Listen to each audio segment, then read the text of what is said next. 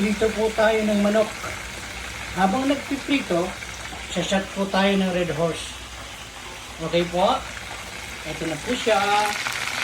Pinafry na po natin. Medium deep fry. Ito na po yung luto. At meron pa po tayong lumpia. Chicken and beef lumpia. Para pong style Shanghai. At shrimp.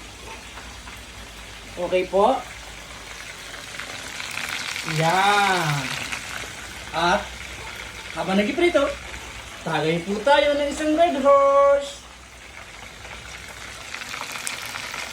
Okay, thanks. Pinito po tayo ng manok.